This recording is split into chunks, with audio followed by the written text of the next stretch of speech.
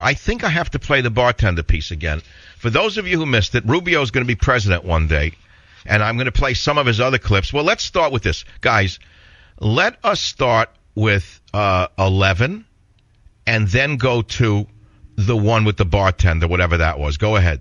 I watched my first convention in 1980 with my grandfather.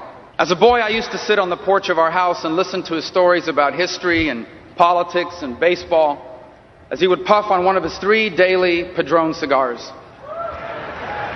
I remembered my father, who worked for many years as a banquet bartender. He was grateful for the work he had, but that's not the life he wanted for us. You see, he stood behind a bar in the back of the room all those years, so one day I could stand behind a podium in the front of a room. Unbelievable. Well, I mean, you know, he touched me because I feel the same way about my father. I mean, my father worked basically I think pretty much in a dismal little store so that one day I could stand in front of the microphone. So I can identify with that. He never thought I could do it. He thought I would amount to nothing. That was his idea of child rearing, telling me I would amount to nothing. But okay, that's the school he came from. You know, Padre Padrone is the world I came from, which is you'll never amount to anything, you know, good. Don't think negativity doesn't work with children. Don't assume it has to be positive. Some children go bad when you tell them they're good.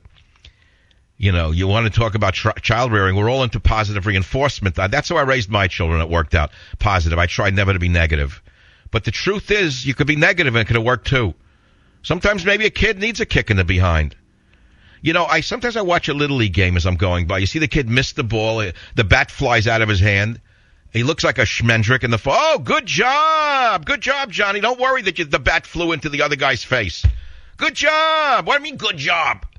Tell him the kid's an idiot. That the bat's not supposed to fly out of his hand. Take him home crying, maybe. You know, I don't understand everything positive in America. It's a whole new theory. It doesn't necessarily work, by the way. Positive reinforcement has its limits. Let's put it to you that way. There's a time and a place for it. There's a time for negative reinforcement. Meaning you're an idiot, you know? You're never going to amount to anything. I don't know. Who knows? Maybe that's what motivated me. Maybe the goading worked. Anyway, it's not about me. Maybe it is. Maybe it isn't. I tend to over-identify with everything. I personalize everything. If someone passes me on the road, it's against me. If someone flashes the lights at me, it's against me personally.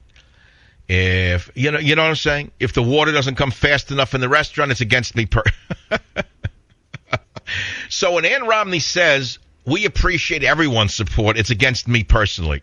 It would be as if I got up there and supported Romney, and then the next day she goes on CBS, oh, we appreciate everyone's support. In other words, Clint Eastwood's the same as a guy in the gutter, huh? I'll be right back.